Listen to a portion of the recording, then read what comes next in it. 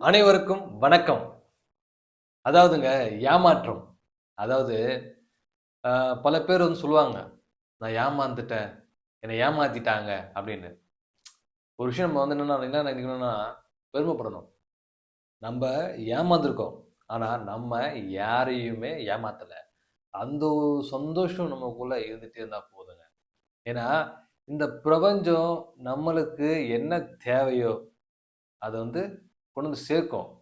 இப்ப நம்ம நம்ம விட்டு ஒரு விஷயம் போதுன்னா அத விட பல மடங்கு ஒரு நல்ல உயர்வான ஒரு விஷயம் திரும்ப வருதுன்னு அர்த்தம்.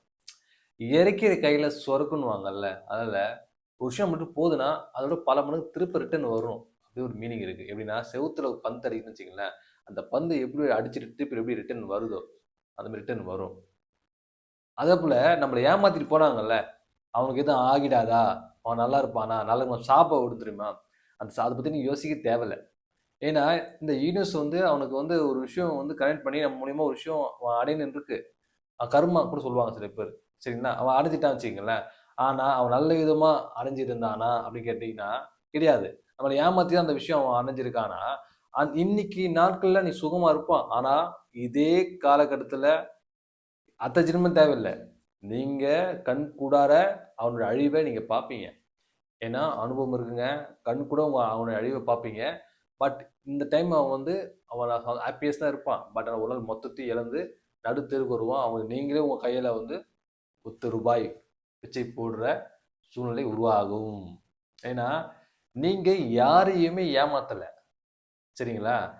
அந்த ஒரு சந்தோஷம் போதும். மத்தவன் ஏமாத்துறீன்னா, ஏமாத்திட்டு போ. இந்தா போ.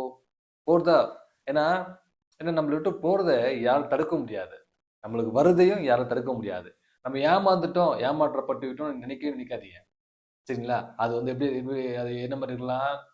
உறவா இருக்கலாம், நண்பர்களாக இருக்கலாம், காதலாக இருக்கலாம், நம்ம நம்பியவர்களாக இருக்கலாம். ஸோ எதுவா இருந்தாலும், நம்ம எந்த விஷயமா இருந்தாலும், நம்மள ஏமாற்றம் பட்டால், நீங்க வருத்தப்படாதீங்க. ஏன்னா, நீங்க அதோட பெருசா அடைவதற்கான ஒரு சூழ்நிலை. அது உருவாக்கப்பட்டு, அதன் மூலியமா உங்களுக்கு பெருசா ஒண்ணு அடையறதுக்கான ஒரு பொக்கிஷம் தான் இந்த ஏமாற்றம். இப்ப ஏமாற்றம் ஆப்போசிட் என்ன? ஏமாறாமல் இருப்பது. இப்ப அழுகை அப்படின்னா ஆப்போசிட் என்ன? சிரிப்பு. கவலை ஆப்போசிட் என்ன? சந்தோஷம். இந்த மாரி இந்த மாரி இப்ப பார்த்தீங்கன்னாக்கா, நம்ப செவுத்துல பந்து அடிச்சு ரிட்டர்ன் வர மாரி தான்.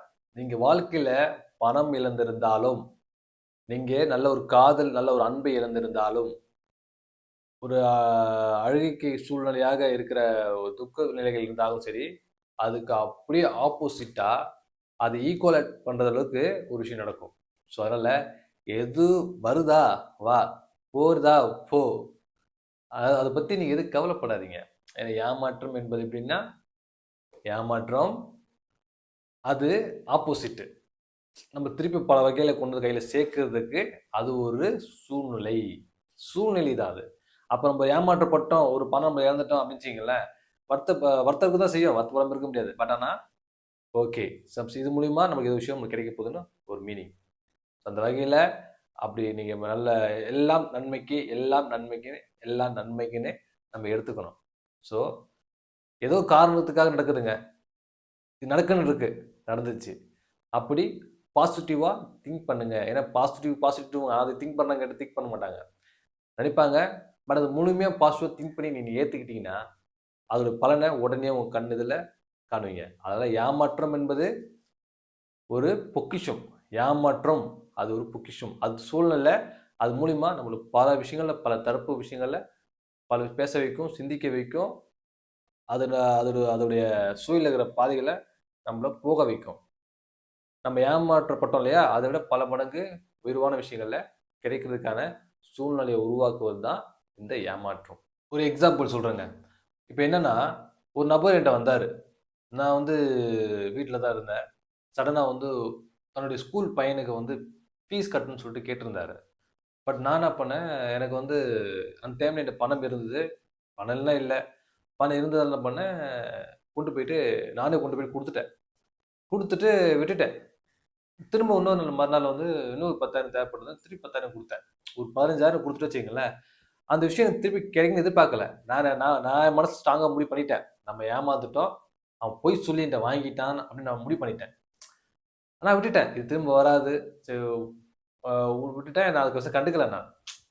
எனக்கு தெரிஞ்சத குடுக்குறேன். அவன் ஏமாத்துறான்னு தெரியும். ஏமாத்த போறான்னு தெரியும். ஆனா வந்து அவன் சொல்றது உண்மையா இருந்துச்சுன்னா, உண்மையா இருந்துச்சுன்னா என்ன பண்றது நம்ம? சரி பொய் சொல்ல தெரியாது இல்லையா?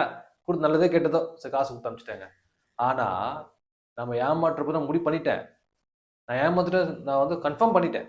ஆனா, நான் யாரு நம்ம ஏமாந்தோம்ன்னு நெனச்சேன் இல்லையா? ஆனா, நான் இத்தன நாளா உழைச்சு ஒரு விஷயம் பண்ணணும்னு நெனச்சுட்டு இருந்தேன் இல்லையா? ஆனா, அவன் என்ன பண்ணான், மனசுல ஆழமா வச்சுக்கிட்டு, எனக்கு திரும்ப எனக்கு ஹெல்ப் பண்றான். அந்த நன்றி கடன திருப்பி ஹெல்ப் பண்றான். எப்படி? பல கோடி ரூபா பிசினஸ எனக்கு உருவாக்குறதுக்கு, ப்ராஜெக்ட்ட அந்த ப்ராஜெக்ட்ட உருவாக்குறதுக்கு ஒரு தூணா இருக்கிறான். ஏன்னா, அவனுக்கும் நெறைய பணங்கள் இருக்கு. நெறைய தொடர்புகள் இருக்கு. ஆனா, அவன் மொத்த எஃபோர்ட்டும் எனக்காக போட தயாராகிட்டான். என்ன காரணம்? நம்ப ஒரு விஷயம் ஏமாந்துட்டோம்னு நெனச்சுட்டோம். பணம் போச்சு. திருப்பி பணம் ரிட்டர்ன் வராது. வரல. ஏதோ நல்ல காரியத்துக்காக வந்து அவன் நம்பி நம்ம பணம் குடுத்தோம். ஏமாற்றப்பட்டவங்க அனைத்துக்கும் எல்லாருக்கும் சேர்த்து சொல்றேன். ஏதோ ஒரு நல்ல விஷயத்த கேட்கறான். அவன் ஒரு உதவிக்காக நம்ம குடுத்துருக்கோம். பட் அவங்க ஏமாத்திட்டாங்க அப்படின்னு நெனைக்கிறோம் இல்லையா?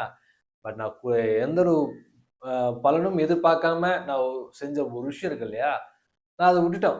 விட்டுட்டோம். அது ரிட்டர்ன் வராது. அவ்வளவுதான் முடிஞ்சு போச்சு. ஆனா, அந்த நன்றிய மனசுல வச்சுக்கிட்டு, அதோட பல மடங்கு பெரிய பெரிய விஷயத்த வந்து உருவாக்கி குடுக்குறான் இல்லையா? ஸோ, அதுதான் இந்த யூனிவர்ஸுடைய பவர்.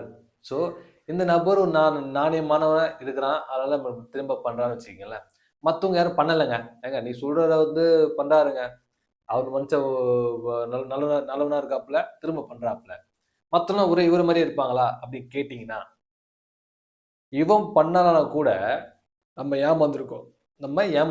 ஆனா நம்ம ஏமாந்த மனுஷன் இவரு பண்ணலனா கூட, இந்த யூனிவர்ஸ் என்ன பண்ணும்னா, இதை காட்டிலும் நம்மளுக்கு நடந்த சூழ்நிலை மாரியே இன்னொரு இடத்துலயும் நடந்திருக்கும்.